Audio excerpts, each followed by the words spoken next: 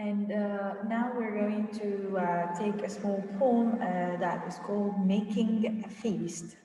Making a feast, it means to hold your hands all together and as if you're going to give someone a box or you're going to hit someone with your hands. So the writer of this poem is Naomi Shihab Nay. And let's take a small background about the writer or the poet, sorry. And it says that Naomi Said was born in 1952 and is a distinguished poet from the United States, a Palestinian American by heritage. Nay frequently draws from her life experiences in her work. So let's just make sure that we have noticed that the poet is a girl, is a woman, as we can say. She explores the human confidence the human condition, often addressing the themes of life and death. Born in Mysore, Nay kept a diary from an early age and enjoyed the stories that her father told. At the age of 14, she moved with her family to Jerusalem for a year to be near relatives. So she traveled to Jerusalem so that she can be close to her relatives, and that was for a year. Her first poetry collection was Different Ways to Pray, and then was published in 1980. It focuses on similarities and differences between cultures. That was the main thing or the main theme about the different that she wrote in her poetry. And then there's another one. She in 1988, Nay published a poem called "Making a Feast," which recounts a childhood memory. Nay believes that reading a poem can be a moving experience because poetry has the power to provide relief. Let's very quickly summarize the poem that she wrote. We're going to read the poem as it is a very small poem that we can read it very easily. From the first time, for the first time on the road north of Tampico, Tampico is a place in Mexico, I felt the life sliding out of me, a drum in the desert, harder and harder to hear. I was 7, I lay in the car. So in the first stanza here, we see that this part is in the past, and let me quickly tell you that this poet is between the past and the present. So this part, the first stanza says that she was on her road traveling with her mother, and all of a sudden, she started to feel that she's going to die or that she's sliding out of life.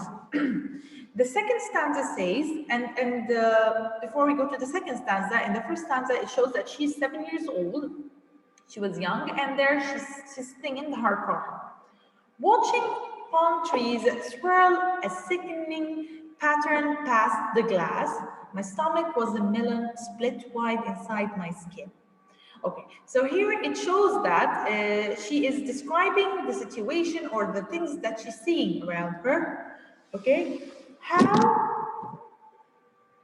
how do you know if you are going to die? This is the question she's asking. What I really love about this poet that there is a dialogue going on. There is a conversation going between the girl and her mother, and the mother is a very confident person, answers all her questions very easily as she's a young girl and she's 7 years old. So the mother doesn't want to make her feel that her questions are useless or nonsense. No, she's giving her answers and in a very confident way. And then I picked my mother. We had been traveling for days. With strange confidence, she answers. So it shows here that there is a very confident mother is going to answer the little girl for the questions she has already asked. When you can no longer make a feast. And that was a very, very certain, confident answer she gave to the child when she said that you are going to die when you are no longer able to make a feast, when you no longer can hold your fingers all together and give a box to someone or something, or punch someone with a box. Years later, in this stanza, you will find out that we are in the present now, and she's remembering the things that has happened in the past. Years later, I smiled to think that of the journey, the borders were must cross separately. Stamped with our unanswerable woes, I who did not die, who am still living, still lying in the back seat behind all my questions, clenching and opening one small hand. So here it shows that this young lady, who is already now grown up and mature, still has a lot of questions that she wants to ask, and she's not finding answers to them, even though the mother has already answered the questions in the previous stanzas when she asked her when we are going to die.